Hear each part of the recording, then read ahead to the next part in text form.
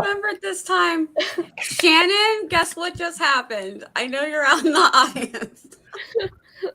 Yeah. Oh, yeah. We did the thing. Hello and welcome, everybody. We are here for episode, what is this? 9 of... I don't know. What is it? of Authortubers React. We have a third guest who is going to try and make it for part 2. But our first 2 guests that we have here today, we have Kelli Write and we have Cavanaugh. Thank you for joining us. We are going to go around and let everybody introduce themselves, let you know where we're going to find you guys. And we'll start with Zara. Go ahead. Kick it off for us, clockwise. Okay. Hi, my name is Zara Hoffman. I'm the self-published author of 6 books, a young adult paranormal romance trilogy, and a new adult sci-fi romance trilogy. I am the co-creator and co-host of the Writish podcast with Kelli. Tomorrow, we are doing our birthday episodes. These are both turning 25 in March, and we're not freaking out about it at all. And I am a newly employed woman at a literary agency, full-time job, very happy. Awesome. Go ahead, Barrett. So Zara's my future literary agent. Hi, I'm Barrett. Over on my channel, I talk about my journey to traditional publishing. I write kidlit stories about ordinary queer kids that live extraordinary lives. So I host Critique Group Live every second Thursday of the month. And then I also have a chat show on Mondays at 1 p.m. that is Authortube centric. We talk books and the writers that write them. And that's me. Awesome. Hi, I'm Cavanaugh. You can find me on YouTube at Cavanaugh Writes, where I mostly do writing vlogs or random chatting videos. Yes, my cat is vaguely off screen. And I also stream writing sprints on Twitch. Yeah. Awesome. I'm Kelli. I am the co-creator and co-host for the Writish podcast. As Zara said, I am kind of taking a hiatus from Authortube and content creating for it, but I'm still within the community because this fits better with my mom's schedule. I write all sorts of genres. I'm a genre hopper. I also hop age categories, and Barrett and I are probably destined to be sibling authors. What do they call it? Agent siblings. Agent siblings. That's what we're going to be. Right? Is that right, Zara? Forget sister wives. You'll see. Exactly. We're skipping that step. Yeah, a new thing. But yeah, I think that's it. Awesome. I'm just looking at Vin. So cute. I know. My name is Charliee, and I am a Authortuber that does a lot of journaling. I think that's the best way to say it. And yeah, that's me. Very quick. Awesome. Yes. And I am Nia, the Vixen of Fiction, here on YouTube. I'm also on Twitch. I live stream most Fridays at midday around 12:30 when my kids don't call me away. I'm there if you want to catch me on a live stream to do writing sprints. And here on this channel, I talk about all things writing and book. I host this fantastic show with these fabulous co-hosts. And I also host a new show that we do. It's Scripting the Book, where we talk about adaptations. We have so much fun. If you ever want to join us, we'd love to have you. If we're we put out a list of the books that we're reading and the shows that we're watching that goes with them. So if you ever want to join us, let me know. And here we go. Monthly wrap up. You also do a monthly wrap up. Yes, monthly wrap up I do with Chandra and Sarah. And this month we're going to be on Sarah's channel on Monday at 4:30. So I'm really looking forward to that. And I'm just going to plug Nia's story. If you guys didn't hear Nia's story that she did this week, she did a short story collaboration that was awesome. And so listen to that story because it was really, really good. Sorry to interrupt, Kelli. Oh, thank you. Travel and audiobooks next. Wait, I missed it. Someone send me a link or something. Well, so I'm vlogging with my phone, so I can't, but I will after the show for sure. Boo, Barrett. Boo, you're making content for your channel. How dare you? I know. By the way, Yes. I have a vlog that was supposed to go up last week, and is it edited? No. Was there any content for this week to justify it being a week late? No. I feel you though. I totally feel you because I should have been doing something writerly related during this week, but instead I've binged watched 7 seasons straight of Mayday. I'm so proud of you. Wow. Honestly. And we're just saying hi to everybody in the chat. As you know, we do a little chatty chat before we get started, and then we're going to hop in. I think we are going to do our hot topics for the first half, and then we'll hop over to Twitch and we will do the harsh writing advice. Actually, we'll see how much we can get through, because, you know, sometimes we get super chatty and we don't get through a lot, and other times we're like, we just zoom right through them. So how is everybody doing? How's everybody's week been going? Good. Good. It's Been going. Starved mine for has social interaction, so very happy about today. We're streamed this morning, had people in chat, and now very happy to be here. Oh, I'm so glad. Yeah, me too. I've been so busy. I feel like I know I've been on people's streams, but it's been dotting in and out because I've been out of town so much. I'm like, I feel like I miss everybody. So I love this. I'm so Not glad to throw everybody's here. Kelly under the bus, but she messaged me. Oh no, you can tell them I'm hilarious. Okay, right. So Kelly, you are. But Kelly was like, so I don't want to complain because I'm very happy you're employed now, but I miss not being able to chat with you throughout the day every day. And I was like, I miss it too. You can And talk then about when how I was like, told, I'm so lonely. Oh. and then when I told my VIP club, I texted them last night, like, hey, I think I'm going to stream tomorrow morning, meaning this morning. And they're like, oh my God, we missed you. And I was like, I missed it. Because staring at an email inbox alone, very boring when stuff isn't coming in.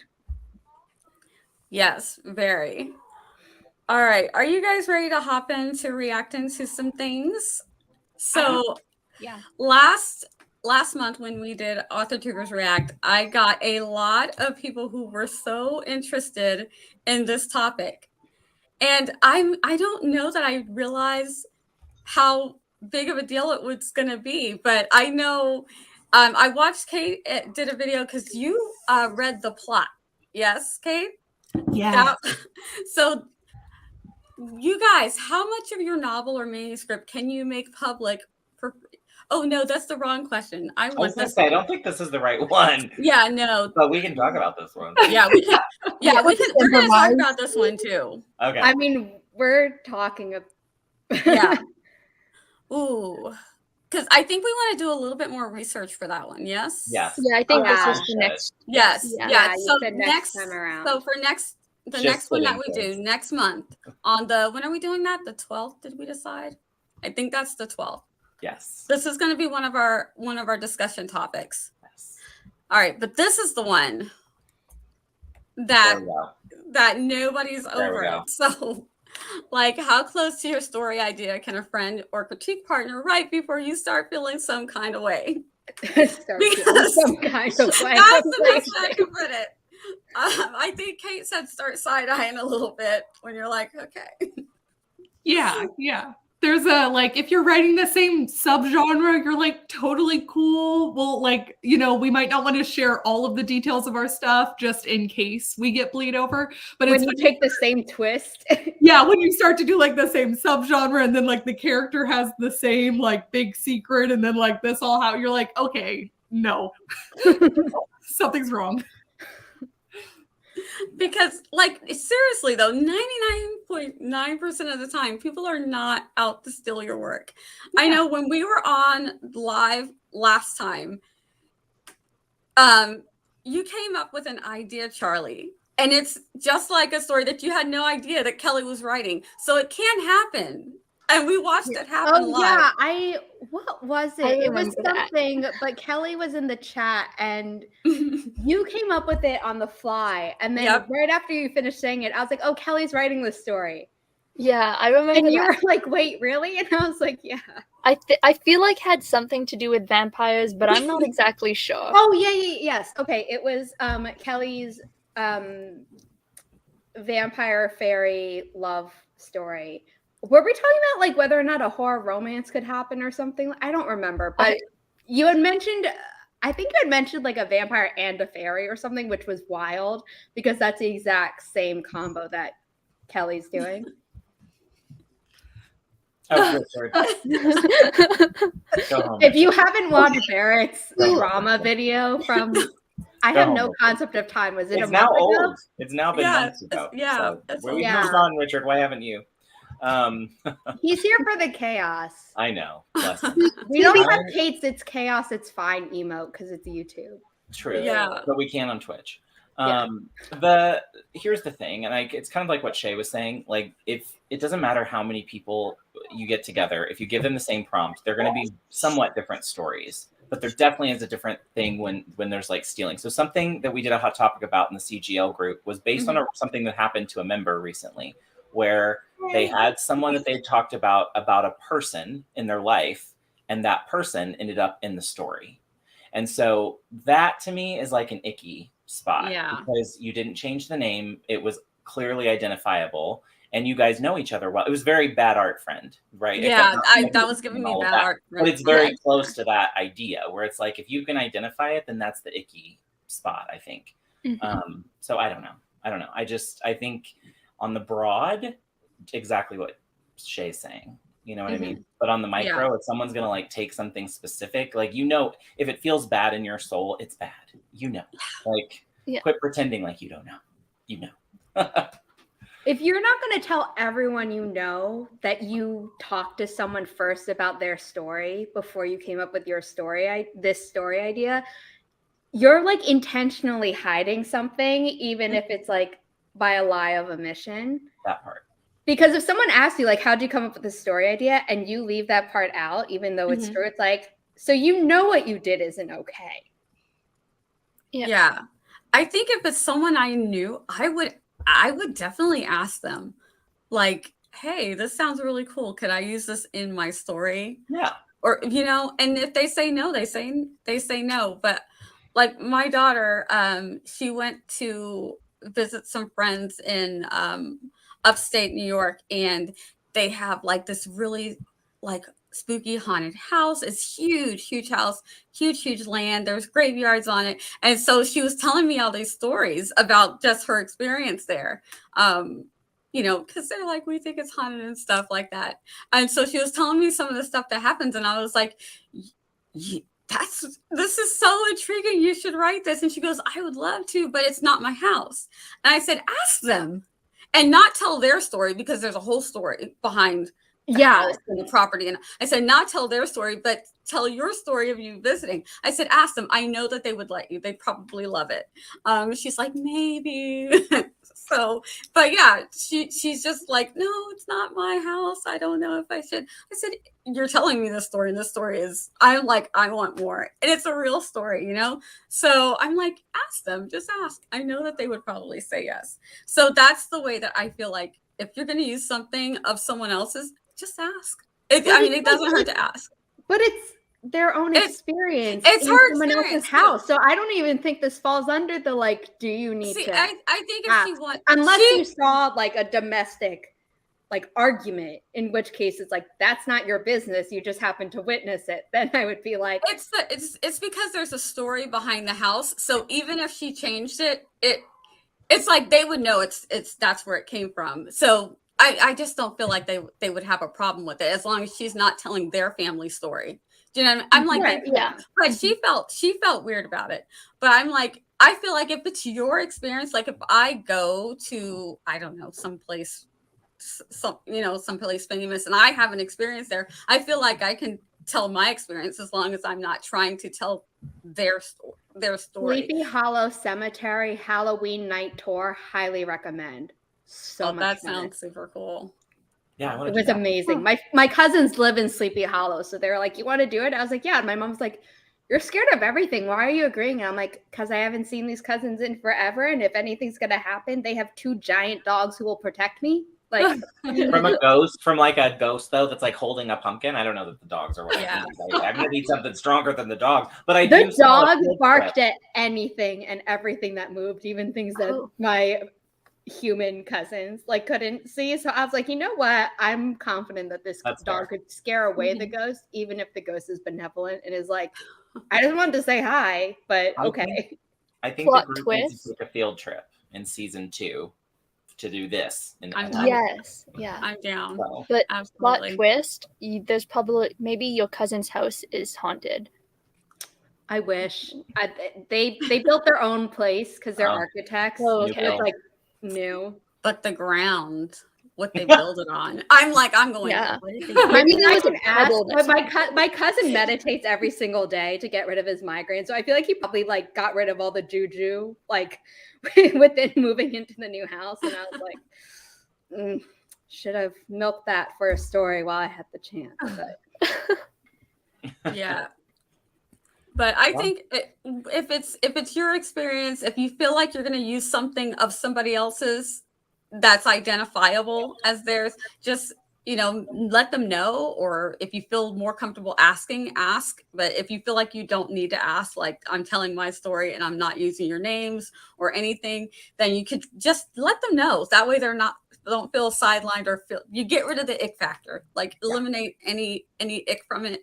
But if you're like just taking someone's plot, Yeah, like how much of it, like if it's an idea, like you can't copyright an idea, so it would have to be more than that. It would have to be a list of like things like you guys were saying, too many things are similar that I'm just like, I don't like this, I know there's nothing I can do about it, but I'm probably not going to tell you anything anymore. What was like with that author and her sister-in-law? Yes. It's like any of those instances on their own. I was like, well, based on like my grad school classes in publishing and media law and all those things, it's like you can't say that like a shirtless contemporary romance cover with bold font is copying because that's the whole genre. But some of her blurbs were like but then some of like the ads on Instagram were like, oh, do you like insert trope? Then you'll love this. And I'm like, that's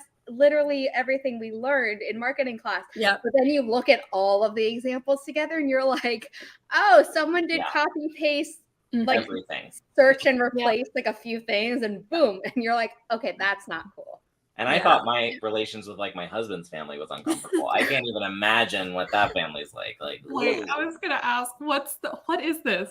I'm absolutely. I need to know. I heard sister-in-laws stealing. Both romance authors. One of them was called out by the other for literally stealing not one but like 4, right, Zara, or 5 books. It was all of them.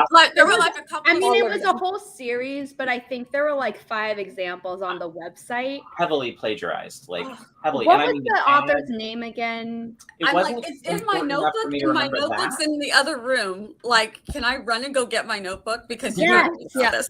All right, you guys hold down. It's your show. Go ahead, hold down the fort. We'll be right back. You got this. Has there been like any major holidays since then? Like, I want to know if they've seen each other. This is what. Thank you. That was my thought immediately. Well, because we were talking about how. What about the brother? The brother of the author who's being copied from. We're like, what do you do? Because like, there's like. Okay, it's your wife. So if you're going to go by the patriarchal where it's like happy wife, happy life, then you can't go against your wife. But at the same time, your wife is clearly the wronged, like the party doing the wrong thing, and your sister is wronged. Therefore, you should be siding with your blood relative. Yes? Well, but I think what made it more complicated is the brothers were related. Both of them were Marians. So the brothers weren't even talking because... I didn't even know about the brothers. I just knew about the one. I did not know that either. The husbands were related. The 2 wives were married-ins. So they're both in-laws. So I'm like, holy Moses. I didn't know that. I thought the brother was related to. No. Oh, you know what? Even messy. So the brothers aren't going to do anything. Yes, exactly. I was like, this is some drama, and I want to be at that Christmas. Yes. Like, I mean, it's quite. Do you think the brothers are texting underneath the table, being like, my wife needs your wife to pass this, but I'm afraid that if we say it out loud, she'll launch it at my wife. I don't know. There's definitely a fun aunt somewhere who's like, I can't believe her. I mean, I told you I didn't like her from the beginning. So true. That's the fun one. Like, that's the one you want to hang out with. Family Feud extreme, says Maggie in the chat. So the author who was being copied, her name was Evans, and the sister-in-law was Sharp. And so Evans made all of this public, so that's why we reacted to it. I didn't go behind the scenes and steal somebody's drama and then put it out there for them. It was on the Twitter. It was. But yeah, the part that got me was really when she went to her Goodreads reviewers. Right. Okay, so wait. Here's a news story from the Mary Sue. But I forgot. She emailed the Goodreads the reviewers and said, "You might like my books too," and it was the ones she plagiarized. Oh. See, what I love about all this is that my partner is not in like publishing or the writing verse at all, right? So I start telling them about all of these, I don't know what you call it, all the scandals. And Logan's like, oh, this sounds good. So we'll just sit around and talk about different scandals. And it's not even like Logan's writing a book or interested. Like, he's like, this is still juicy. I'm in it for this. And I'm on the author's page, the one who got copied, but I don't they don't have the page about the evidence public in their menu anymore. Oh, they probably on. I wonder if something happened. Mom and dad got involved. I don't know. Oh, what? There was a big meeting. Okay, so Kelly and I may or may not be doing something cool with our podcast. So we were looking up certain authors, and I was like, "Oh, this author had this super big drama with their publisher," and I was looking to find evidence of it, and it's been completely expunged from the internet. And I was like, "Oh, it's because it got resolved, which means obviously this is part of the agreement because whatever." Yeah. Kelly was like, "Ooh," and I was like, "Well, here's the spark notes." Yeah. Okay, but now we have to go back onto Amazon to see if these books are all still published. Oh yeah. I wonder if they'll make it. Well, they don't have to, but I wonder if they'll make it public what the resolution was, because hopefully part of the resolution is probably the agreement that they can't talk about it doors. Yeah. Well, it depends on if lawyers were involved or not. If it was like mom and dad in the living room, maybe we'll get some juice later, some tea. But if it's but I don't trust that. I feel like, Evans was just like, I am up to here. I am paying for a lawyer. Yeah. Well, hopefully they get it resolved, because that sounds awful. And to Kelly's thing, my husband's not publishing at all. I get on his YouTube the other day. He follows Jess. Does everybody know Jess from Booktube, who does all the deep dives on publishing? He's into he's like, oh, I love her. I'm like, what? And he's like, oh, he's like, she covers all the good stuff. And I'm like, are you kidding me right now? Not subscribed to me, but you're following Jess. Love it. This is great. The shame. Logan and I were recently talking about the handbook for mortals drama, because he found the Crimson Rogue, who did the review, and I just love the Crimson Rogue. But he was like, your manuscripts are so much better. And I'm like, thank you. I mean, you don't even read. Really good, and I don't just say that as a friend. That. Yeah, right. And it's much appreciated. Yeah. See, this is another thing too, going back to the whole, whenever Zara was on with Charliee and I was in the chat about the whole story thing with the fairy and the vampire, that was a prompt that someone sent to me. So it's totally out there. I feel whenever it's prompts or things like that, people are definitely just put your own spin on it, give it your own little something. Oh yeah. Because it seems so natural, and it can totally happen. So you should, if it happens to you, don't feel some kind of way. It could be completely innocent.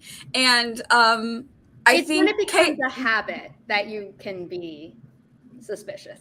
Yeah.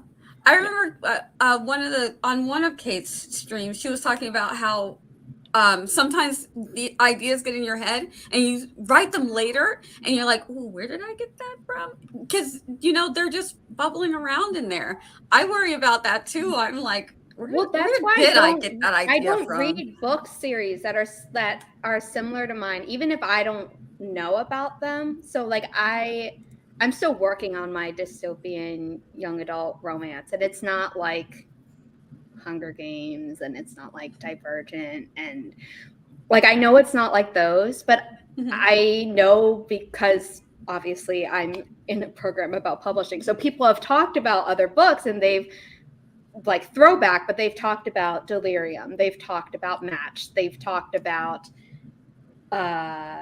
uglies, which it has a lot less in common with, but still kind of there. And I can admit that, like, okay, maybe some things are similar to The Giver, but it's a very small aspect, and it's not unique anymore to The Giver, and things like that. But like, I won't read those.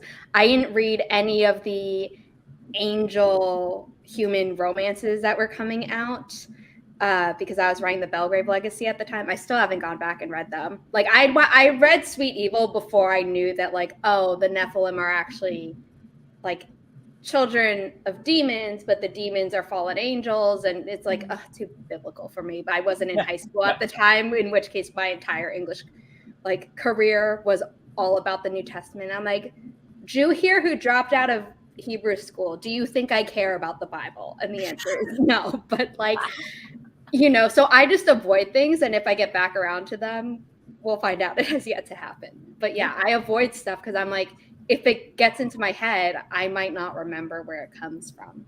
Yeah. On the other side, though, on the flip side, I did have a friend who, I forget what the name of the book was, but she was writing a Hades and Persephone retelling, and a new one came out, and it looked really good. This was in her genre. She wanted to read it, and it turned out that certain events matched up almost identical. And so she was completely dissuaded with continuing her Hades and Persephone story because she didn't want to fall into the trap of same story thing. Yeah.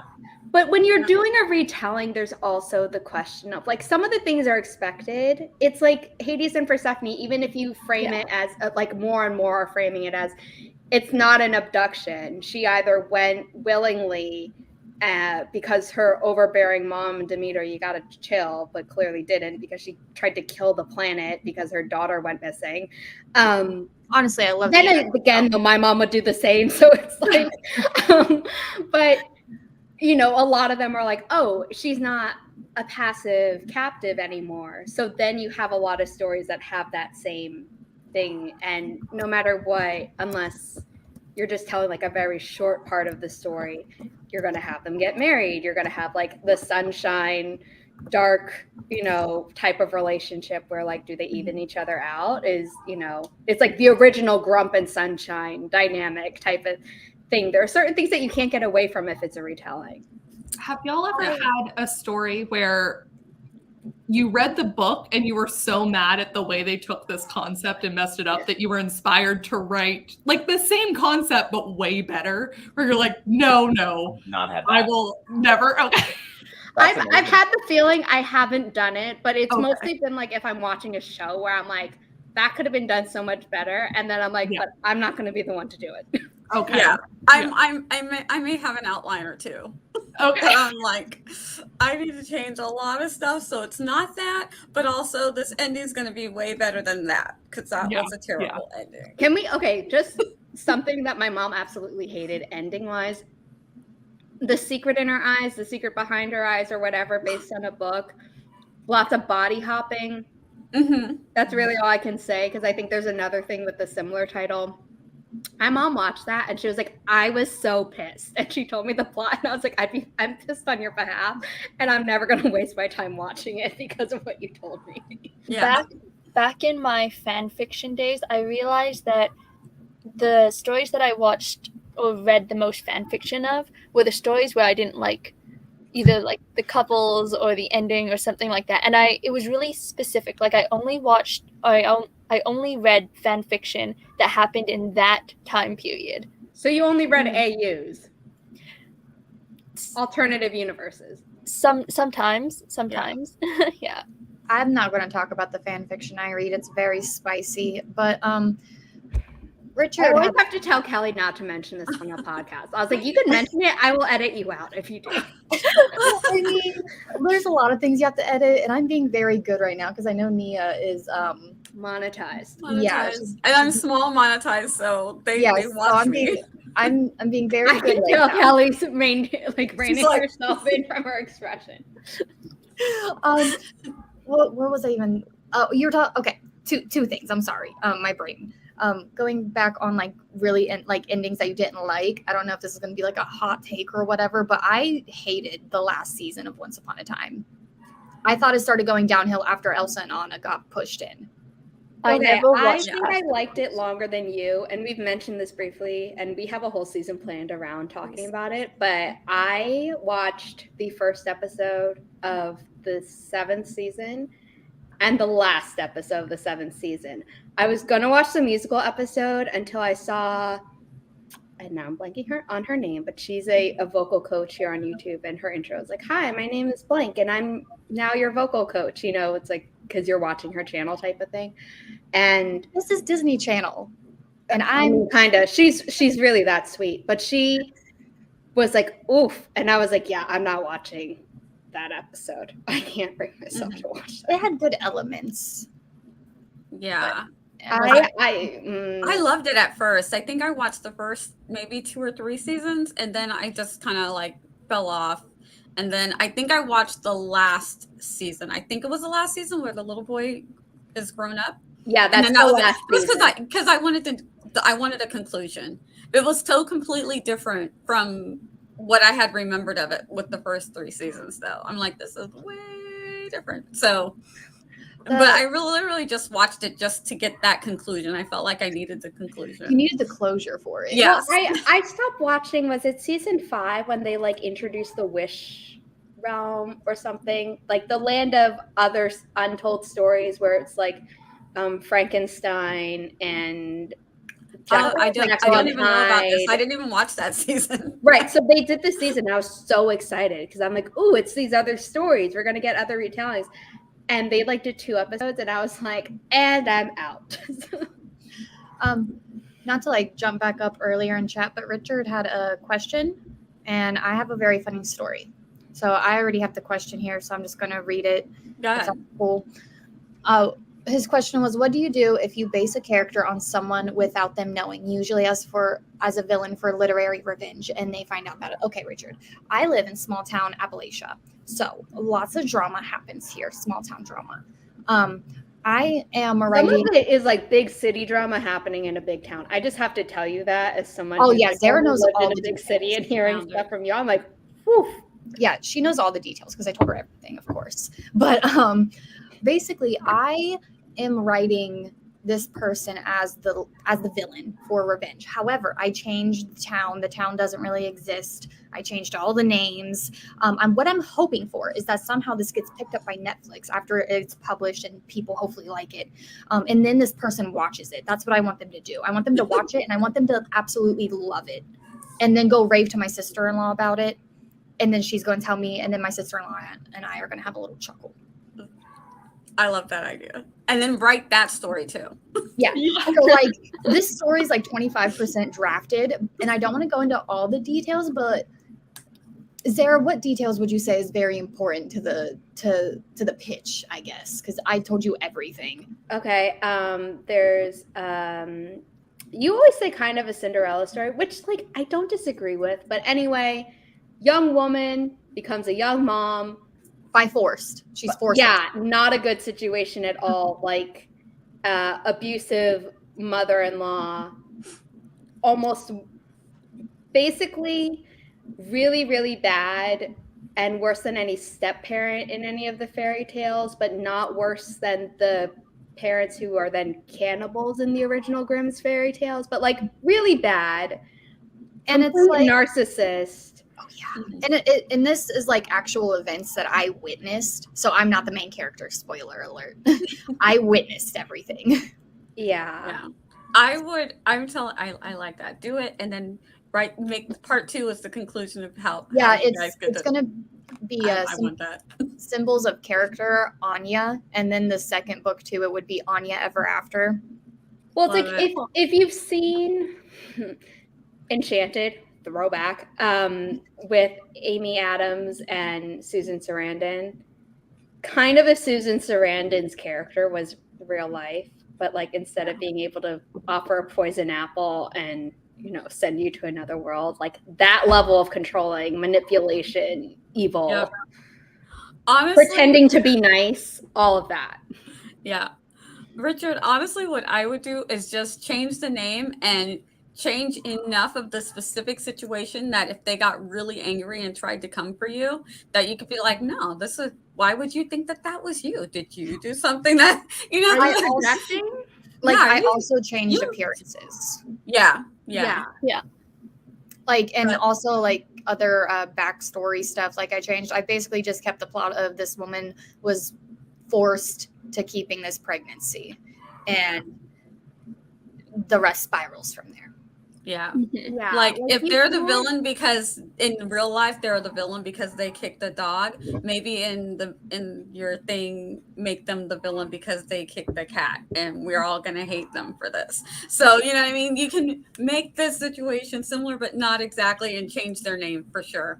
Do not make it so You that they can't copy know. and paste, change the name, and be like, I'm safe. It's like, no, if they're still identifiable, Yeah, you gotta you're legally on the hook. yeah, you gotta make sure that there's enough doubt that it's them that they can't be like, you know. Can I offer a little bit of a counter? So the only thing I'm going to say about this is, so Richard, at one point I had I worked for someone who wrote a memoir, and she was political. She was going through a divorce. It was very public. And there were two people that came and tried to sue her before that memoir was released, because there was like a child that was found out about later, and all kinds of things that happened in that time. And when it came out, two people tried to stop that publication. And what was interesting was neither of the people were the vague stories she mentions. They were not the people she was even talking about. So it's also true that people can read things and just decide that it matches up to their story and they knew you. So, you know. Yeah, Here's the thing, Caution with all is things. that make sure that whatever you're doing, that if you ever get pulled into litigation and they go through discovery, you're okay. And whatever Bad art discovery friend. on the other Learn from end, bad art friend. yeah, and whatever discovery happens on the other end will likely embarrass the person who accused you of libel, which is Correct. why a lot of libel cases never go to court, because they know that there's a discovery prove. period where basically they can go through everything. Yeah. But you know, just so you're in your Including the mind, if things you're you like, think are if safe. someone Yes. DMs. has to show everything on your computer, like all of its contents, and doing so would mean that they could prove that you based it on someone, then you're And you have good sense. I mean, I know you have good sense. So when it starts to feel icky, you know to stop. Yeah, which is why I don't know how bad art friend. She seems like such a smart cookie. She knew. Why did she not She knew. change? Why did she just knew. not rewrite the letter? Oh my gosh. I mean, the letter is what doomed her. Everything else, you could be like, And she like admitted people are temperamental and like you Spite. wouldn't want to be her friend, but like at least Spite is a powerful thing. yeah. And those DMs came back to Right? Right? So yeah. Yeah. Kelli, Next did you have a topic? story? That was my story about Oh, small okay, town okay. Appalachia. And Okay. Thank you, though, Barrett. Thank Yes. Yes. All right. Do we have any more questions before we move on to our next topic? I have a victory, a mom victory, if you will. Go ahead. I got my 7-month-old asleep. Logan takes Luna out for a ride whenever he gets home, and Logan just returned with a sleeping toddler. So this is the first time that they've both been sleeping at the same time. knock on wood, everyone. Quietly, so we don't wake them up. Yes. Yeah, I just knocked on wood. Yeah. I will say the only time I really wanted to write some fan fiction is there were characters that I didn't like in Smallville years and years ago. I was like, I don't like the Tom direction that they're Welling. doing this. There we go. Yeah. Welling, my bad. Yeah. Missed one letter. Great times. That was a good 10 years. Ugh. And then But he yeah. went MIA from TV until he returned in Lucifer. Yep. All good things come back. Yes, Okay. they do. So yeah. All right, guys, let us move on to, let me find out where we're at. Completely unrelated, but so that I actually have food to go with my alcohol, what's a good type of cuisine that goes with a margarita that isn't Mexican? Because I don't want Mexican tonight. Tex-Mex. It's adjacent to Mexican, but it's not technically Mexican. I was going to tell you delicious. make some. This is completely like, I guess I wouldn't really go with it. Never mind. I'm just thinking alcohol in general. Get you like some really nice bread. I know it's not going to be rustic.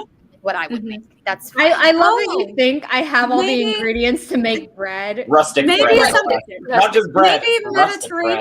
Mediterranean might be Ooh, good. I'm thinking yeah. some Mediterranean, kebabs okay. and some pita Pasta. bread, maybe. Make Oh it yeah, some pasta. Mm-hmm. I was going to say get some mashed potatoes. You know, go in the kitchen, start peeling the potatoes.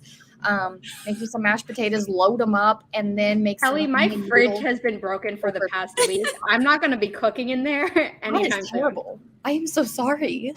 I Yeah. know. Oh, this is bad. Yeah. All right, guys. Another hot topic as of late that I did not know that this was going on during the panini that we've been in, but apparently there have been a rise in some publishing scams. Very scary stuff if you're out here trying to get your book sold and all that stuff. I sent Zara, I think the tweet, and I was like, I am so scared for this writer right now in this moment. And she was like, oh no. But yes, because, and then I watched Alexa's video today because I needed something in the background, and she's always nice to watch because of how informative she is. And basically it was like how hybrid authorship or whatever, the author thing is a thing, you know? And I guess publishing houses are saying that they are a hybrid publishing house, which makes no damn sense. I have something to add to this. I do too. So yeah. All right, you guys, y'all Get and run. go take it away. If you want to Yes. pop in with something, just give Do me you a want to little go wave. next? No, you Barrett? go. You go. You're the agent. Go You for it, lead. Zara. I'm telling a real life story of an author who got screwed. So I'm going to tell the story myself. Okay. So So- you lead with yours, and then I'm going to tell the warning. Okay, so I have a pen name that y'all will never hear about. Just like Kate. But mine is not Same. because I'm writing, just a different genre. Mine is because I'm writing like stuff that I never want my mom to know I'm writing. And anyway, so under that pen name, I have writer friends. Someone tweeted, hey, my friend got a contract from a hybrid publisher. She has no idea what to do. Send help. And I replied to the tweet, and I was like, so I work in publishing under my vanilla name. I'm happy to message your friend, talk to your friend, whatever. So they created a group chat. They're writing back and forth or whatever. And then basically I'm like, you know what? Just send me the contract. Obviously, I'm not going to breach your security or your privacy or whatever, but there are a lot of things in a contract that as someone who's never seen one of these before, you might think is normal. And I'd be able to catch and be like, hey, it's not just about the numbers. It's like other stuff that isn't cool. Obviously, it's a hybrid thing. So I was suspicious already. The amount of money they wanted her to pay was almost $3,000. And I was like, no. And at first she had written it in a way. And I was like, oh, that's the advance. And like, that's really and that's like indie % royalties. Like you'll earn out really fast. Like that's a small advance, but it's better to have a small advance that you'll earn out fast. Mm-hmm. Cool. She's like, oh, no. That's what I have to pay them because it's hybrid. And I'm like, okay, no. And I was like, first of all, aside from that amount, the terms in this contract regarding hybrid publishing, if that were real, would be good. But you're essentially paying a ton of money to give up your rights, which I could never recommend to any writer ever. Because if you're going to pay that money, you might as well self-pub where you have all the rights, or you do it through a publisher who handles everything, doesn't make any money unless you make money, which is their incentive to make sure your book is a success. And you go from there. Now, granted, people can be hybrid authors where they publish some books in both tracks, but a hybrid publisher is BS. Not a thing. Yeah. Okay, so my little story is I did PitMad a year ago when I was querying, and I made lots of friends. I thought it was a great thing. However, I did notice this hybrid nonsense start to become a thing on PitMad and Pitch Wars and the whole Twitter sphere. So what I noticed happening was friends of mine started getting publishers that were interested in directly taking their manuscripts, and I have one who got suckered in. And even though I tried to tell her, like, don't do that, because I did the same thing. She goes, it's going to be $7,300. And I said, that's a great advance. Like, that's great, from a small publisher, that's great. And she's like, no, that's what I pay. And I was like, skirt, that's not right. And so I did the same thing. I said, send me the contract. She's like, well, it's very legal. I said, I can read. Just send me the contract. I can read what's happening on it, right? And so I read it, and we went back and forth a few times. I even got a friend of ours that's a mutual, because we're real life friends. This is a St. Louis Guild writer, so someone I know. I said, let's get a lawyer in this, just to I'm telling you, this is not right. She cut me off. We were not friends. I finally heard back from this person about, I don't know, 2 weeks ago. And she was like, yeah, that $7,300 I owe them. I can't get out of it. You were right. It is a scam. I was like, yep.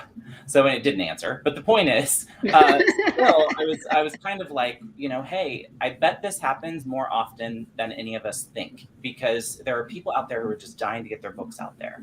And when someone comes to them and says, hey, I'm a publisher, and kind of sweet talks them with, it's hybrid and you're going to pay me for services, but I'm going to put it in distribution channels, which again, I said to this person, I said, you're writing middle grade. We both know that the distribution channels for middle grade are through a publisher for the most part, right? And so that already was suspicious to me, that they were telling her all about this distribution network that was basically Amazon. And I was just like, make it make sense. Help me. So I think the end of PitMad, I would be very interested to see if some of the scams like that were happening around it were part of the reasoning. And I don't know that we'll ever know, but I'd be curious to see. And I do think the whole hybrid publishing thing is just vanity with a new name. So it's just vanity publishing, and they've slapped a new name on it. So there was iUniverse, and there was Author Solutions, it was like a 2-word, one company name, and they were the two that were constantly being on I think it was Jane Friedman and John Friedlander and all of these websites where it's this is a scam. And even, I won't say Book Baby's a scam because they do produce a good product, but my cousin, who is turning 25, he's 18 years older than me, and he was like, I want to self-publish this book that I'm an editor for a collection of essays and whatever. It doesn't really matter what it was. And he's like, oh, and I was doing research, and I know you've done self-publishing, so Book Baby. And I was like, first of all, no, you can do this for free yourself through Amazon. KDP. Even things that aren't scams, people are paying for things that they don't have to. And I'm like, no. Agree. Yeah. That's my warning. Don't pay to publish. You don't have to pay to publish unless you're going to self-publish, and then do it yourself. Own your own rights. Do it yourself. This also goes back to researching the agent, making sure that before you give away anything, that you make sure that the website's legit. They have good testimonies. They've sold things recently that are in your genre and things like that. And I saw that someone mentioned Writers Beware. Mm-hmm. Yes. That is such very a good resource. Yep. Yeah. It is sometimes hard to see if agents have sold things relevant to you recently, unless you have a subscription to a website. Publishers Marketplace, it's $25 a month. I highly recommend it, but if you don't want to pay that, I do have a service where I'll just do the research for you, just to put it out there. Yeah, and these PitMad, I feel like was such a place where they could find you. I remember years ago, Vanity Press sent me, they were trying to get me to sign on with them, but all I did was one of the stories that I had put out on YouTube. Before I put it out on YouTube, I went and got it copyrighted because it was a completed story. I wanted to put it on YouTube, so I went ahead and got just the standard go get the copyright thing for it. So it's filed with the copyright in DC, and before I even knew I had the copyright, because it takes them a while to process it, I get this letter. I'm like, how? I never submitted to anything. That's the only thing I did. I do not know how they found me through that. I'm thinking that was the only thing because I hadn't put it on YouTube yet. You know what I mean? So I'm like, it was a vanity press because I was like, oh, someone wants to publish me, and then you open it up and you read it and you're like, wait a minute, I still get calls. I still get calls, and I'm like, excuse you, I haven't accidentally answered one of your calls since 2011 when I was like starting high school. Yeah. Oh man, they try to get where's my number? It's been much older in 2011 than that, but that's okay. I know. Oh, high school. That's fun. Oh yeah. Well, Zara knows that my oldest is almost her age, so yeah, I'm like, I was raising 4 kids in 2000. I know she was like 25, and I'm like, I'll be 40 this year. 40. Okay, here's the thing. To me, you're not old, A, unless you acted, but B, like if you're just going by numbers, I don't consider anyone old until you're 90 because everyone in my family skews older. Wow. And then there are people in my family who, like my great aunt, who I'm named after, she got offended when her mom was called old by someone when her mom was 90 years old, and my grandma, my mom's mom, was like, Zita, our mother is 90. When does she get to be an old woman? Gay culture is youth focused, honey. So I'm practically a dinosaur this year. They'll just put me out to death at this point. It's downhill from here. To add in about how Zara was saying about it's not really like the number thing. I have a cousin who is younger than me, and the way he talks sounds exactly like his father. And I'm cousin who you always no. That's a whole different beast. This one is my younger one, and he talks like his father, and I'm just sitting here like, you don't have good old days. What are you talking about? You're 22. When you watch Barney, like you go to work, you come home. What do you want to do with your life? You know, like these are things you should be thinking about. And he's like, I know, and then like whenever you're around him, he's very melancholy, and I'm like, bud, you're 22. Like, what you want to do? And he's like, no. And I'm just like, what you mean you don't know? We need friends your age, like. Yeah. Very hard sometimes. Yeah. So that I love hearing about Kelly's family things. It's so fun. It can be fun, but then you gotta write all the stories. Here's the thing. You gotta write all the stories. It's fun when you're hearing it, but then like when Kelly's telling me, I'm like, oh my God. It's like I would never move to Ohio because I'd be miserable not in New York City, but I really wish I was there to give you a hug. Like, I love my family. They're my family. However, sometimes it makes me want to pull out my own hair just from the lunacy of it all. That's relatable. Yeah. Yes. Same. All right, so we touched on the publishing side. Agents. So apparently during this panini that we've been in, people have been like leaving their jobs and reassessing and stuff like that. So people are popping up as agents without having the networking to actually be an agent. And they might not have bad intentions, but the way that like Alexa was explaining it on her video, if you've not seen the video, I recommend it. It's very informative if you want to avoid some of these scams. But part of it is like what Zara's doing as she's working in the area. She's also getting to know people, meeting people. So if I decide, you know what, I want to help people and I want to be an agent, I don't know anybody.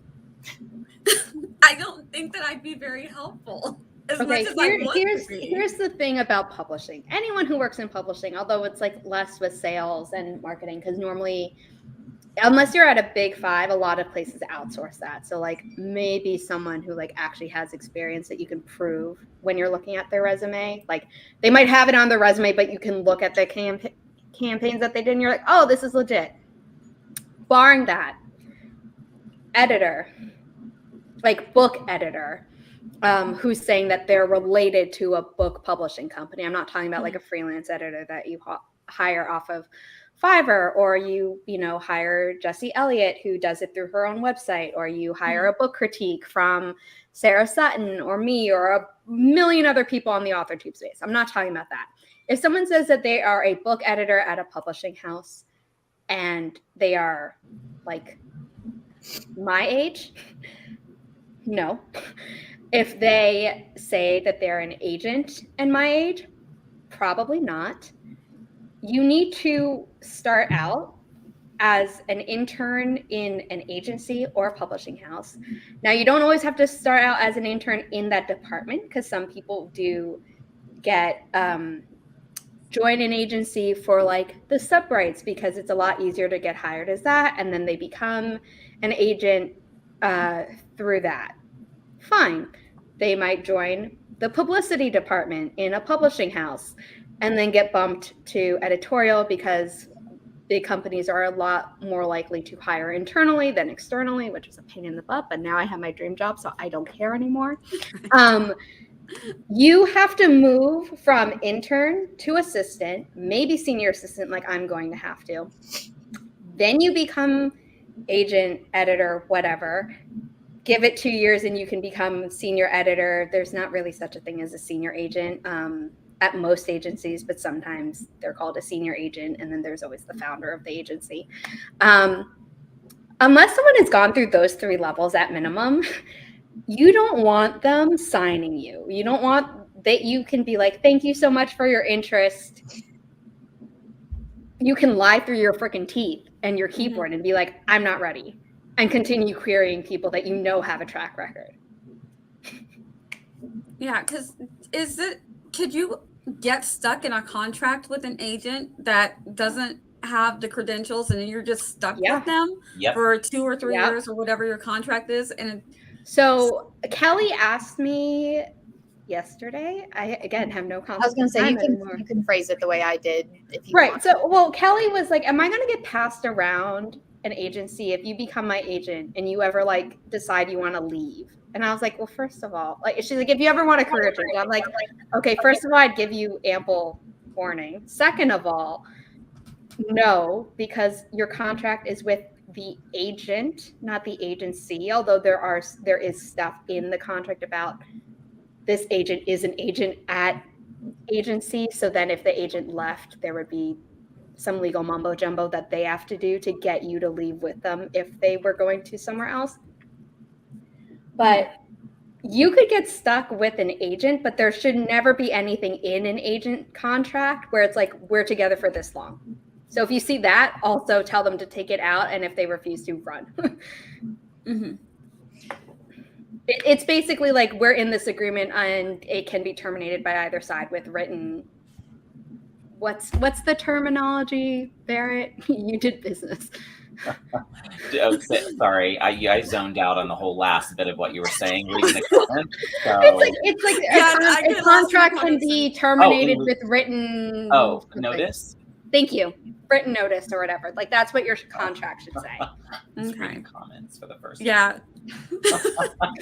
I know it's entertainment. I'm like, paying attention, read the comments. Oh, me? Yes, you. Yeah, never ask anybody a question when their eyes are like that. They're reading the comments. Yeah, but it's like, I'll just leave my glasses off. But he's the only one I know who has like a business degree. Like, sorry, I should have been listening. Actually, no, you have finance, so you probably have to look at a bunch of contracts too. Yeah. Sorry. It's okay. Yeah. I just don't think of you in that way. Like, I've only known you as this creator. That's very fair. Yeah. Yeah. I think it's really interesting because Authortube also, like, I had seen Zara's really open about where she's at in the like becoming an agent process, which I think is what you need to be. But there's also people who have like sold their advice. Like they're telling people they know all this stuff because they worked at an agency or they whatever, and they're very vague about what they've done. So we see that on Authortube. You also see people selling services by saying, I worked in a publishing house, but they don't give you any of the specifics. So people who don't know would be like, oh, I think their advice must be legit because they've worked in the industry I know nothing about. So they're just really taking advantage of people who don't know how TradPub works. And it makes me so mad. I do offer some services where I'm like, I worked at literary agencies, so I'm qualified. But I say the agencies, and I did a live stream about like critiquing queries. If I ever get around to it, which now who knows, because 40+ hour work week. But I did have a series planned of aspiring agent answers, where like I'd cover different topics.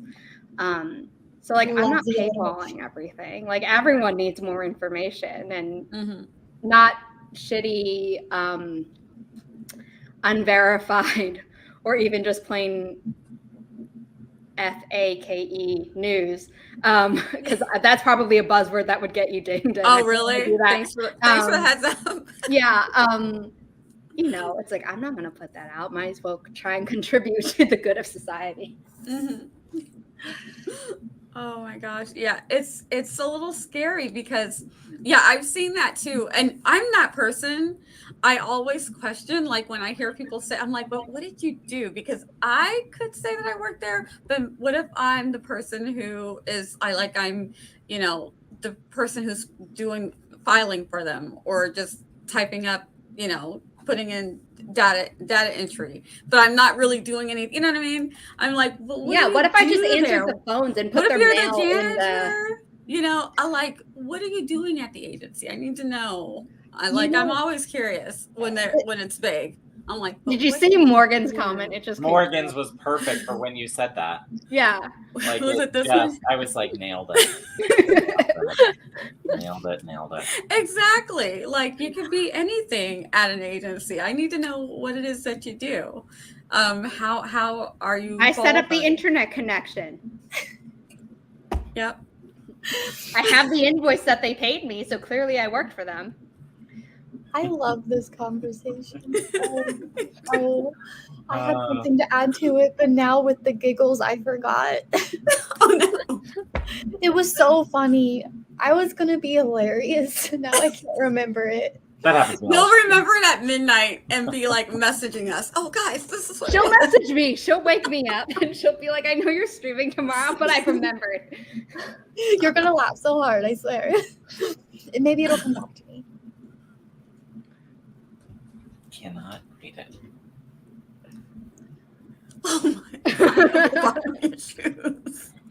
You know, here's the thing. If you live where there's a bunch of grass, signing over the bottom of your shoes might not be that bad. Living in New York, welcome to Tetanus County. Yeah. Yeesh. Oh my goodness. Oh, the chat moved a little bit quick. Colin's comment right above that one is funny. Yeah. Yeah. Boy. Oh, boy. Exactly. Oh my gosh. Oh, they're moving. Every time I get ready to click on one, it moves. I don't shoot jokes. Hey, Natalie, don't knock on the YouTube degree. That's how people are suddenly, what is it, whenever you study a virus, viral scientists or whatever, because of YouTube and Google. Okay, let's not knock the YouTube degree.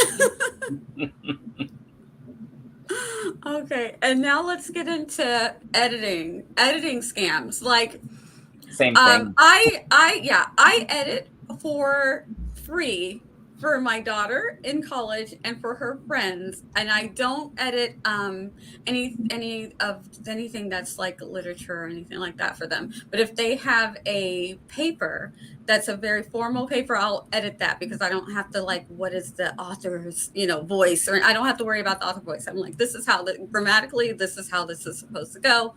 Boom. And I shoot it back to them and I tell them this was done for free. A mom trying to help you out, double check it. They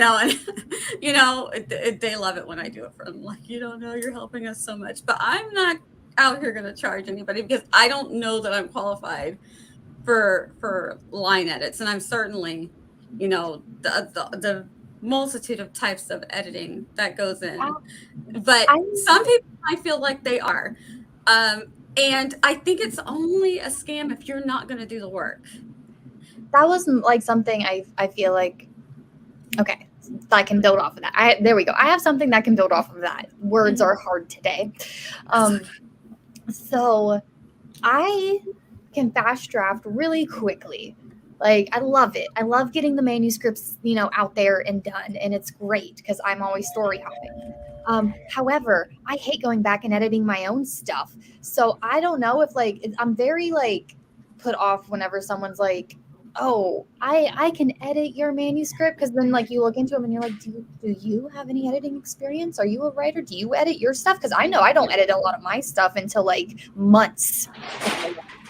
Yep. Yeah. When it comes to editing, I don't know that you need to have a degree in order to be able to do it. I know that some people are very talented at it. Like, what do you look for? Because I would be like, show me some of your work.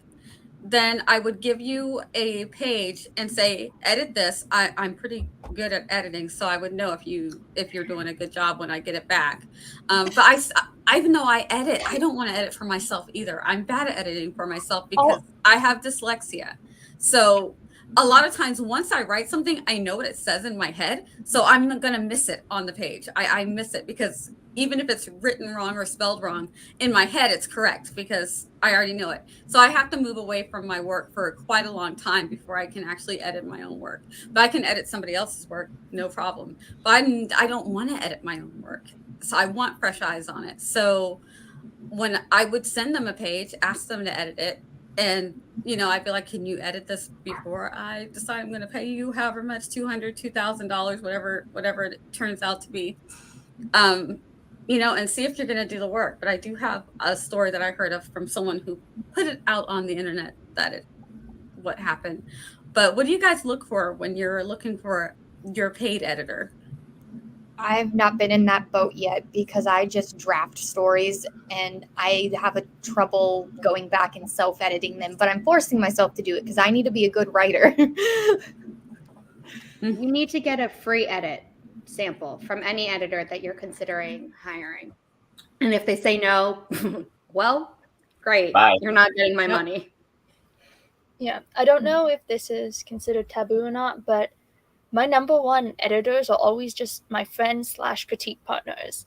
When I give them, that's my like line edits. They'll just be like, I'm sorry I'm taking an extra week. It's because I like to write with more commas than you, so I'm just going to add them just in case you decide you want to use them, you know? Regina does that for me. Yeah, they are like my first line editors. And then I will end the free because they've offered to do it for free. And then if I decide after reviewing all the edits that I am unsure and I want someone else to look at it, then I will start looking at the reviews. And have you seen videos where people will compare, like, I've only seen them for like music beats and like rapping, but there are some videos on YouTube where people will compare all these different priced services on different sites, and they'll compare like the prices to the people and say, oh, well, I like this one better, but it's only $30 type of thing. Because I think that's really interesting, and I haven't seen any for writing yet, but I haven't searched up any videos for writing yet. I think that would be very helpful. That means there's a niche for you, Charliee. Just start making those and go right up the TikTok. That's your opening right there. You just found it. Kate, now you hire editors for your work, right? Yeah, I have a friend that does it for my pin name, but it is, before I decided to go with her, it felt like a never-ending Google search to find someone, because you do, always send sample pages, but also you're like, okay, well, on their website, are they listing the books that they worked on so that I can go look at those books and see what, I can check them out myself or see what the reviews said on stuff. And it's just, then you have to compare like what your personal willing to spend for what you're getting. And it does feel very hard, especially if you're going the self-pub route. You know, not everyone has a lot of money to do self-pub. And that's one of the wonderful things about trad pub is you don't need to spend any of your own money. But self-pub, you know, it's a tough thing. And I get why more so than the other two, I totally get why people are sucked in here and fall for some bad editors. What is your advice on vibing with an editor or figuring, because similarly, I would imagine like with an agent that you'd want to have a good relationship kind of with them. I assume you want to have the same thing with an editor. So how do you, now you found someone that's a friend, what would your advice be for someone else to like look for that good vibe? That's a good question. And I'm going to see if I have it. I actually just started checking out some books from the library about copy editors specifically. And there's like entire books that copy editors have written about how they have a good relationship with writers. And I think it would be really helpful if every writer kind of read those books to get an idea for what the copy editor can and can't do and what they're kind of up against in that sort of relationship. So if I find the books, because they're not in here, I will put them as a comment. Yeah. Perfect. That one, yes. Yep. Yeah. There's a couple others too that I really like. Yeah. Cool. Yeah. I had to read this for my editing class. Yeah. My only contribution to this conversation, because again, trad pub, so haven't done it yet. But I almost got fired from my first campaign that I was a marketing director for because I hired a copy editor that I didn't know better to like check out what they were telling me on their resume. And I had just gotten the job and I was in a hurry. And I think it was my second press release went out and I got called in by the campaign manager who was like, okay, I want you to look at this and tell me what's wrong with it. And so I looked at it and immediately was like, okay, well, so I hope you don't fire me. And the first thing that's wrong with it is I should have read it before we sent it out, which is, I think, what saved the job, was owning that probably should have checked that before it went out anyway. But I learned the hard way that copy editor is its own art. And that really is somebody that is specialized in what they do. And lots of people call themselves that, but like actually getting one is a different thing. And so that would be my advice. Like definitely know the copy editor thing so you don't have the like, here's your manuscript, what's wrong with this? Because that's a terrible feeling. I feel like any future copy editors I work with is absolutely going to hate me because I'm Appalachian. So whenever I'm, spelling and grammar and all that, it's not proper by any means. Yeah.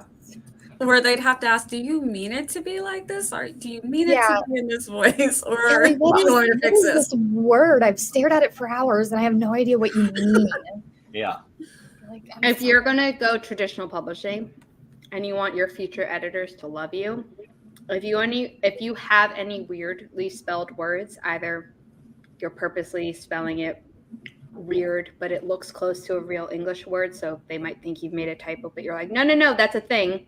Oh yeah, everything. Character names, everything, and you type it out in a list and you send it to them. They will love you because they can just do search and be like, great, anything that my Word document thinks is an error before I even start manually doing this, it's not an error. And then just continue. I find a lot of like fantasy names that I have will do that. And I'm like, no, just leave it alone, Scrivener. It's fine. Mm-hmm. And Scrivener's like, no, it's not fine. And I'm not really technologically savvy. So I'm just mad at the right click and be like, add to dictionary. But what's really funny is that since I became friends with Kelli, I have a character in my book named Callie. It's a short for Calliope, but it's Callie. And it was my Nano project last Nano, and I need to revise it. I haven't yet. And it kept, as I was finishing up, every time I typed Callie, it would be like, Kelly. And I'm like, for once, no. Like, it's like really not here, not now. Yes. Yes. Mm-hmm. Totally agree. Yeah. Unless they have workout where they say I worked on this book and this book and this book. I think even if they do, I feel like I'd still want a page of my own done so that I can see it. So the whole they're not gonna, do a page of your work and your style so that you can see, that would be like, that's a no for me. I'm just like, why not though? Like 1 page. Also, so I can see. Also, though, if you look at published work that they've said that they've edited on, the author could have very easily not taken some of their suggestions. So you might see errors, and you're like, oh, wow, this editor's shit. And it's like, no, they know what they're doing. The author just overrode. Was like, no, I want it like that. Yeah, so, yeah, I don't know why they would do that. I feel like I know maybe they feel like they're doing a lot of work that they're not going to get paid and you might not pick them, but you're definitely not going to pick them if they don't. I mean, I believe people should be paid what they're worth 100%, but if we're shelling out money, I want to know that you're going to be able to do the work that I'm asking for. It's normally like, okay, it should be at minimum first 5 pages, and it's normally like maximum first chapter. So unless you have like a super long chapter, in which case, that's why I'm like, I'm just give me the first 10 pages. Yeah, so I'm like, I'm just asking for a page, but I'm gonna get a good page so I know. You know what I mean? If I get to pick the page, I can pick a page that I know, what I'm looking for. Problems. Yeah. Yeah. So because they made a video about this was like, maybe 2 or 3 years ago, but Bethany, one of the Bethanies, I believe it was Bethany at Zeta, she made a video where she talked about some of the trouble that she had with self-publishing one of her books, and it was with an editor, and I don't know what the resolution was, so I don't want to get too much into legalese, but it's very scary because she got it back and it just was badly edited, and she didn't want to pay for the rest of it. You pay in deposits, and she didn't. So I'm like, oh, that is kind of like yikes, because if the editor is saying I did the work and you're like, but this is bad, look, I'm fixing things right here, like I'm assuming that they got this, that she got a sample and everything. So I'm like, what went wrong? Did the editor just run out of time? Because it felt like that's what happened, that the editor just didn't have the time to put in the work.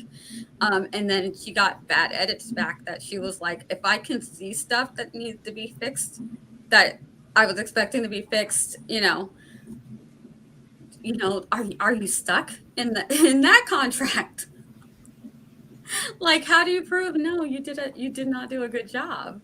So that's scary too. You'd have to write it into your contract. It's normally a freelance contract.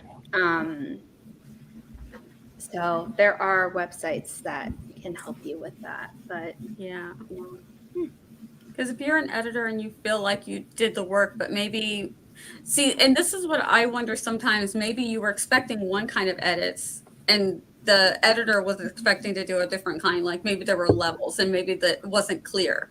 Like, I want not just line edits, but I also want developmental. Well, I think editors don't necessarily know that they need to put, hey, I do line edits, I do developmental edits, I do copy edits, I do a manuscript critique with elements of developmental editing and copy editing because I can't help myself, which is me. Hello. Like, editors should know, and maybe they don't, but at this point they should start being very clear. I find that authors are usually the one misunderstanding that, not the editors. I've talked to so many authors who are like, I don't know the difference between, like, they'll hire an editor thinking they're going to get both developmental and line in the same one, which you really shouldn't do. No, because even the developmental editor is going to get like blind to errors. Yeah, and that's what I've just talked to so many authors who don't know the difference between those, which is fine because you're a writer and you're not necessarily, but like, you need to do your research, and it's not on the editor if they've done the sample pages to like fully explain to you. Like, true. If they've done the sample pages, you should know what you're getting. And there are so many articles and videos. You just Google types of editing. I know. Yep. Yeah. But like, for me, this was when I came in from the Booktube realm into Authortube. So it's one of the first videos I was watching, and I was like, oh, this is awful, you know, not knowing really anything about it. So I didn't even know that there was different types of editing, which it makes sense now, you know, but at the time I was like, what is this horrible thing that's happened to, you know what I mean? So like, if you don't know, now you know. Watching this video, go check out some videos. But there are different types of editing. There's more than just the things that are done for grammatical. There's really developing your story so that it, you know, you're hitting all the beats. There's please check out different types of editors and know before you pay. Eva's last comment. That one. No, sorry, not that one. Two different edits. Line copy edits are a waste of time before developmental edits. I don't remember what episode it was because I normally go from editing one podcast episode to another when it comes to Write-ish. But there was something where Kelli was talking about, like, I think I need to rewrite this story or when I revise or whatever, but I don't want to make I don't want to start tweaking all these tiny details if the scene isn't going to be in here in the long run. Yeah. Yep. And then what was the other thing we were talking about that, like, editing wise, we broke one book. We broke it up into 3 because it's better for the story and the plot. And well, we haven't publicized that on the podcast. That was last week before I started my 40-hour work. No, I was going off of like though, because we were talking about pacing and stuff. Because you'd written it as one book. Yeah. And then breaking it into 3, which is the opposite of what I did, where I had a trilogy, The Belgrave Legacy, and then one book, and then it still became a trilogy because the secondary characters were like, our turn. All right, who wants to take a list of the difference between line and copy edits? Line is style. So, you know, when you're talking about, I don't know, someone else want to take it? That's how I always figured. Line is more style, where copy is mechanic. So that's the easy version I always had. I'm still having a hard time identifying writing style and writing voice because I'm just over here still learning all the basics because I'm technically still a baby writer who's taking her writing seriously now at 20 something. Style is kind of tied into format. So short story versus flash fiction versus novel versus epic, which, I mean, honestly, you could be writing epics. I thank you that you're not as your future agent, but, you know, and then voices, oh, this was written by Kelli Write because it sounds similar. Rick Riordan is who I think of whenever I hear author voice, just because he was one of the first, like, Percy made me love reading. James Patterson, like, you can tell, aside from the fact that his name is literally plastered on every single cover of his, open it and you can be like, oh, this is James Patterson. Yeah. For adult, for me, is Nora Roberts. Any Nora Roberts book I pick up, I know it's Nora Roberts. I recently rewatched your Nora Roberts video. Yeah, I mean, that's just... I paused because I thought Kate was going to say something. Is she not? I thought Kate was I just got really excited about the idea of a Nora Roberts video. So I was like, oh my God, okay. I immediately turned to Google.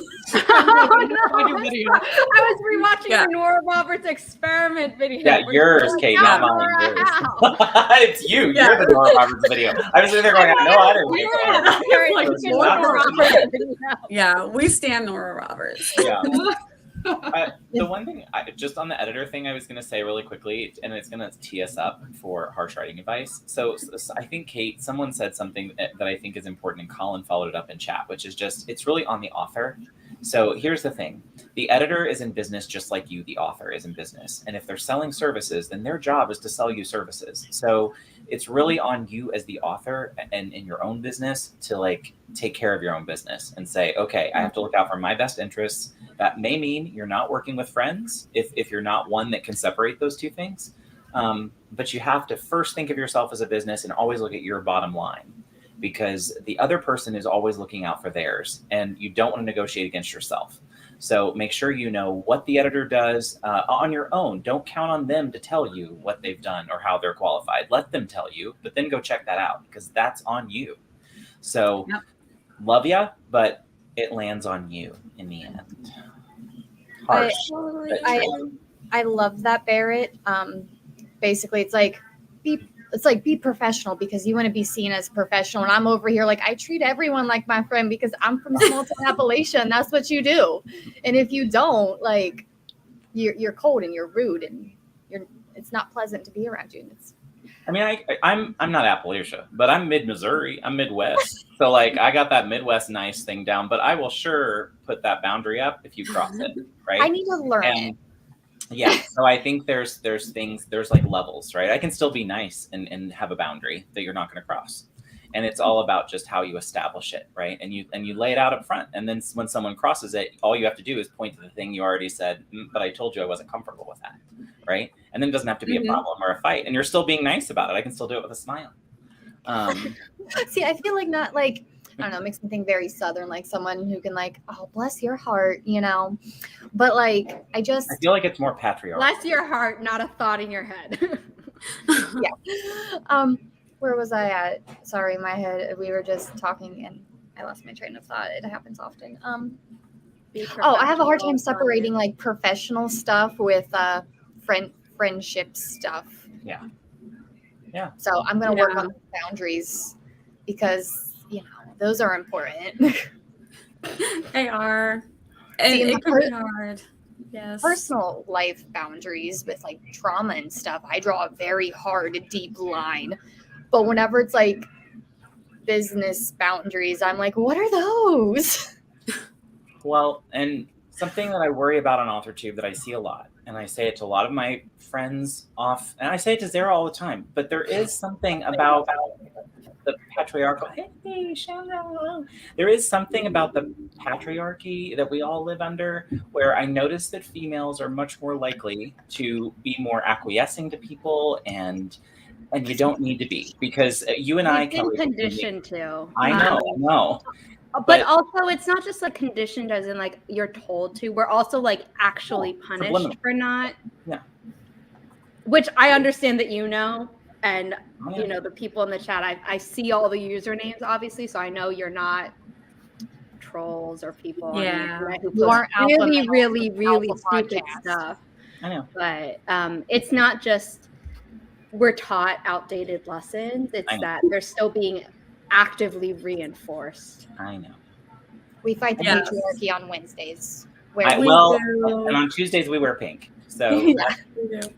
Chandra came just in time. We are getting ready to skedaddle off of here, take our quick 10-minute break, and then I put the link in the chat where we're going to pick up with part 2. We're going to get into those harsh writing advice and have a little fun with that. If you guys are ready to take a break, we'll do quick outros, and then Chandra, you can just say hi. We'll go backwards since Chandra just got here. Backwards around. Here we go. Chandra, say hi to the people. Hi, everyone. My name is Chandra, and I make videos about reading, writing, and all things books. I also write science fiction, historical fiction, and fantasy. And I'm excited to chat with y'all. Hi, my name is Charliee. I make videos about writing and journaling, and that's about it for me. Hi, I'm Kelli. I am a co-creator and co-host to the Writish podcast. I am taking a hiatus from Authortube. Oh, is Dobby going to make an appearance? The Dobby Olympics, have they started? Yeah, they have. Yep. I felt nymph underneath the desk, and I'm like, hi, baby. Sorry. I'm a genre hopper and an age category hopper. I am a domestic goddess, which is a fancy way of saying a stay-at-home mom and wife. And so if you want to hear more of me and my voice, the Writish podcast is the best place to find me. Every Tuesday afternoon, 4 p.m. At 4. Yeah. Yes. Hi, I'm Kate. I totally want to steal genre hopper and age group hopper. That's like perfect. Yes. After we talked about stealing things, I make writing vlogs and I stream writing sprints on Twitch. Yeah. Hi, I'm Barrett Laurie. I'm an aspiring kidlit writer, and on my channel, I'm now doing vlogs, which is a thing. CGL every second Thursday of the month, so come bring your content over, and we will give you some friendly critique back to get you right with the world. And I do this show, and also interviews on Mondays at 1. That's it. Zara. Hi, my name is Zara Hoffman. I'm the self-published author of 6 books, a young adult paranormal romance trilogy, and a new adult sci-fi romance trilogy. Kate, I owe you the second 2 books in this trilogy. And I am the other co-creator and co-host of the Write-ish podcast. I have an Authortube channel on here. Content sporadically goes up, but every Sunday I stream at 9 a.m. Eastern, and I have a Twitch channel where I will be doing random pop-ups, assuming I'm not completely exhausted from my new day job. Awesome. And you are on my channel. I'm Nia the Vixen of Fiction. Thank you guys. I do this Authortubers React, I do Writer's Wrap Up, and I do Scripting the Book. Check out the schedule. Everyone's linked below. If you're not following somebody, I don't know why you wouldn't be. Go ahead and give them a follow on their Instagram, Ko-fi, whatever it is, what their thing is linked. Follow Ko-fi's. Yes. Also, I'm not going to plug mine. I'm going to plug Zara. It's very, very close, guys. Give her a sub here on YouTube. So I'm trying. I'm 90 away from my next milestone. And I'm like, oh, why does YouTube keep showing me? I don't want to see it. Yeah, it keeps giving and taking away. And I'm like, just let me know when I hit it. So I have linked Twitch if you want to join us for the second part. If you want to be live and have your comments live while we're talking about it, join us over on Twitch. Of course, you know it'll post on YouTube in a couple of weeks, and we'll hang out in the chat with you then if you can't stay for the Twitch side. But we are going to hop over there, and thank you all so much for coming and joining us. We are now going to pop out and hope to see you on the other side. Bye.